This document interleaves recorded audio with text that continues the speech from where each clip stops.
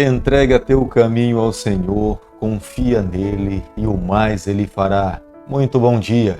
Que nessa manhã nós possamos começar esse dia com esse pensamento da palavra de Deus. Vamos colocar nas mãos do Senhor todos os nossos planos, todos os nossos sonhos, todos os nossos projetos. Estando nas mãos do Senhor, estarão nas mãos mais seguras que nós podemos confiar a nossa vida.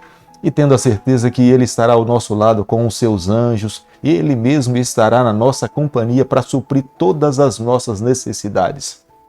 Quero deixar com você nesse momento uma parte da palavra de Deus do livro de Salmo, capítulo 99, o verso 5, onde a palavra de Deus diz o seguinte: Exaltai ao Senhor nosso Deus e prostrai-vos ante o escabelo dos seus pés, porque Ele é santo. Salmo 99, o verso 5.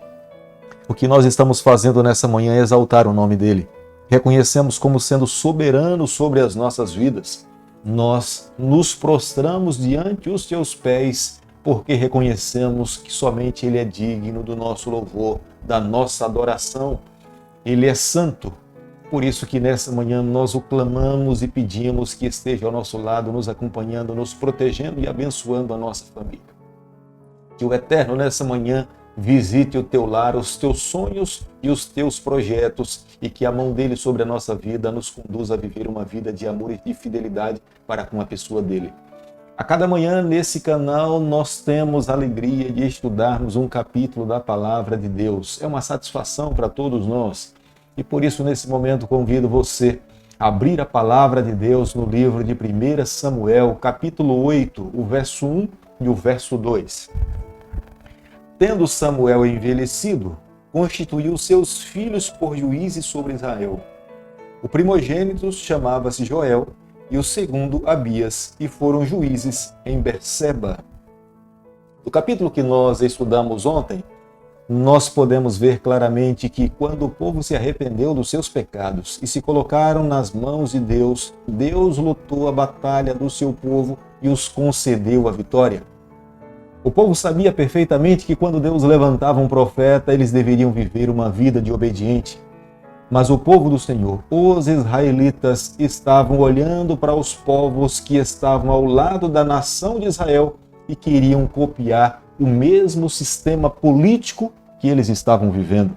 Estavam rejeitando Samuel como sendo porta-voz de Deus, mas é o próprio Deus que vai em direção a Samuel e fala: Samuel, eles não rejeitaram você, mas eles estão rejeitando a minha pessoa. Não tinha se passado muito tempo, eles tinham compreendido que a Arca de Aliança não poderia lhes proteger, mas agora eles queriam um homem, alguém que os representasse diante de outras nações e lutassem as suas batalhas. Samuel tinha envelhecido, estava com aproximadamente 57 anos de idade, mas nesse momento Samuel age de uma forma arbitrária.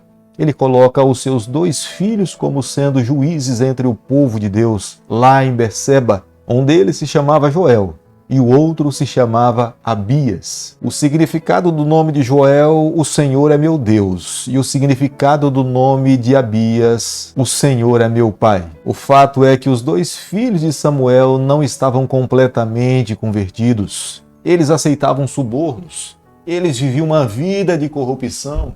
Eles não eram íntegros nas suas decisões, embora fossem nomeados como sendo juízes para julgar o povo do Senhor, mas as suas balanças eram enganosas, as suas decisões eram tendenciosas. Eles optavam em receber subornos do que seguir restritamente ao que Deus estava pedindo para que eles pudessem fazer. Isso gerou no coração da nação de Israel um desejo intenso de ter um rei, alguém que pudesse lutar as suas batalhas e julgar as suas questões difíceis. Mas o que de fato motivava o coração do povo de Deus a escolher um rei era porque as nações que estavam ao redor do povo do Senhor, as nações cananeias, todas elas tinham um rei.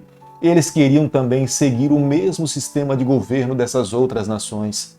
Mas isso não iria resolver os seus problemas.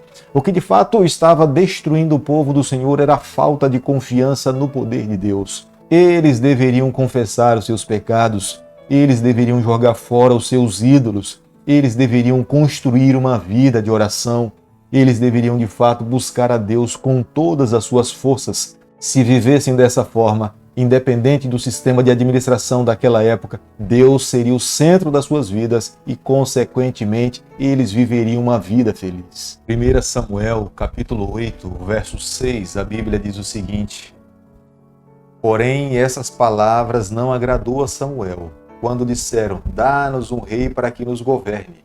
Então Samuel orou ao Senhor. Samuel era um homem sábio. Embora na sua trajetória tenha cometido algumas falhas, mas nós reconhecemos que Samuel era um homem de Deus.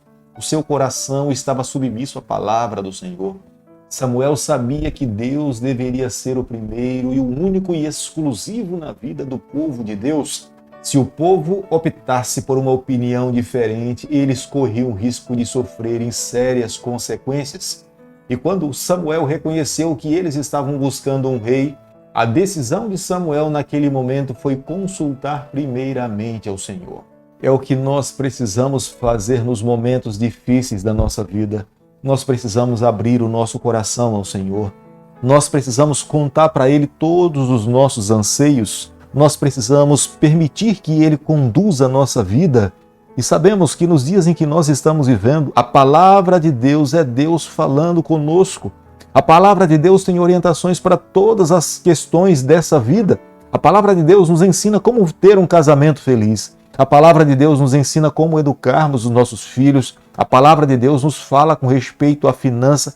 A palavra de Deus nos fala com respeito ao presente e com respeito ao futuro. O que nós temos que fazer é permitir que, de fato, a sua palavra afete a nossa vida por completo.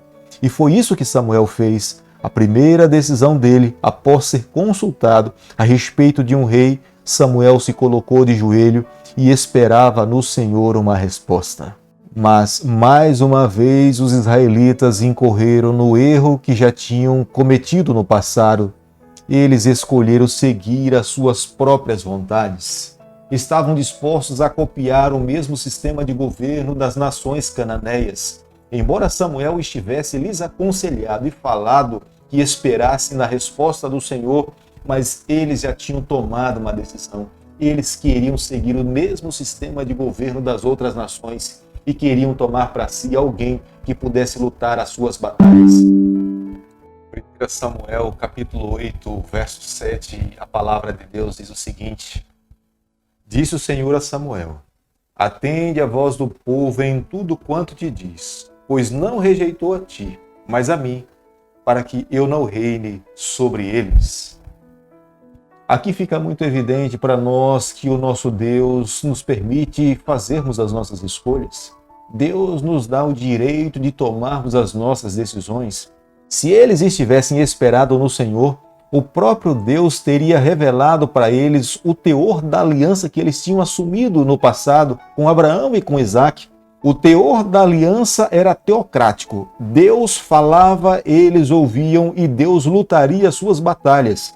Mas os anciãos daquele período chegaram com um ultimato. Eles queriam um rei. Eles queriam copiar o mesmo sistema de governo de outras nações. Isso estava destruindo o pacto da aliança que o povo de Deus tinha assumido com o Senhor. Eles queriam uma representação humana, eles queriam que alguém lutasse as suas batalhas e estavam deixando Deus de lado. Eles estavam colocando Deus em segundo plano, quebrando completamente o pacto que tinha assumido no passado. Eles tinham se esquecido completamente do poder de Deus sobre as suas vidas, como Deus com mão poderosa os tirou do cativeiro do Egito e com mão poderosa os guiou pelo deserto.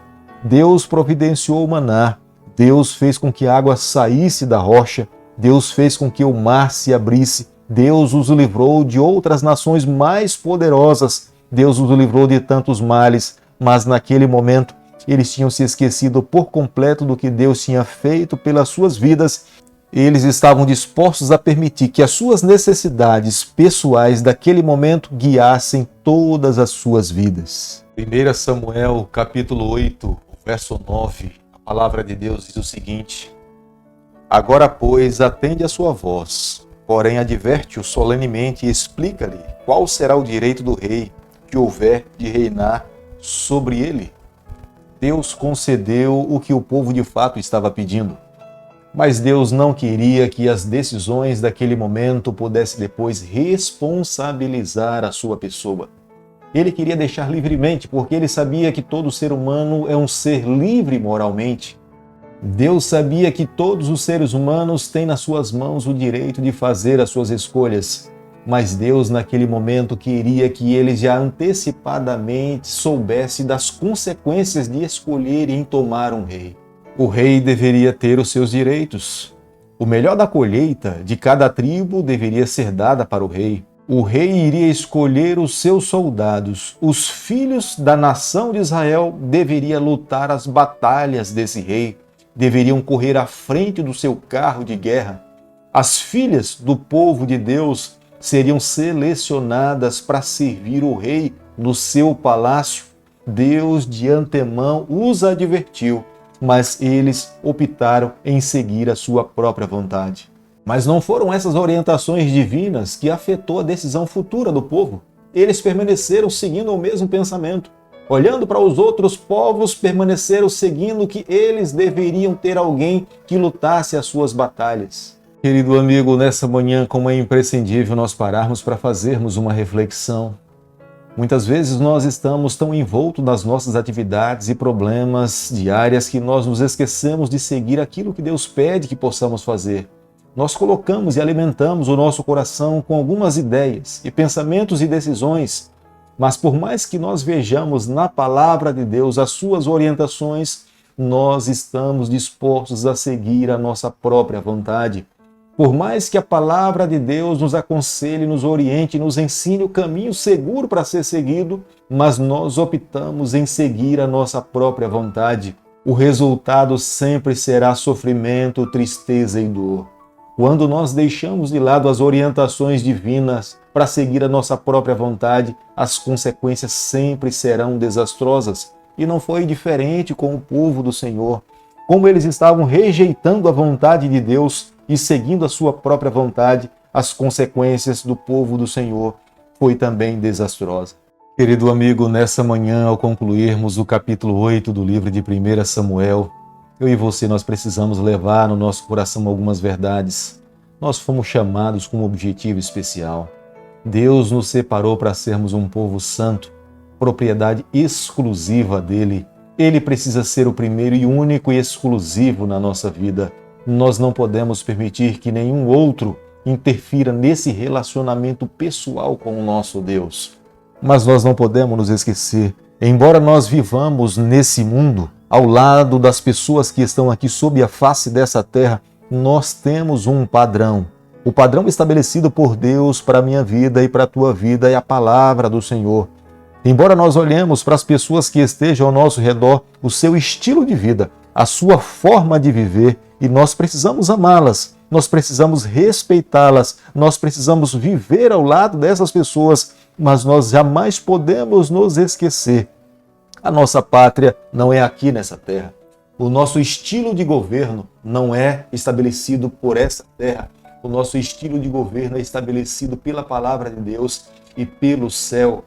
A nossa vida precisa ser governada e dirigida por padrões celestiais. Nós somos de uma outra pátria, nós somos de um outro reino. A nossa vida precisa cada vez mais se igualar e se fortalecer nos padrões celestiais. Por isso que nessa manhã eu convido a você, a todos que nos acompanham aqui nesse canal, a buscarmos a cada dia, abrirmos o nosso coração ao Senhor e permitirmos que Ele nos conduza a nossa vida por completo. Querido Pai, nas Tuas mãos, nessa manhã, mais uma vez, nós nos colocamos.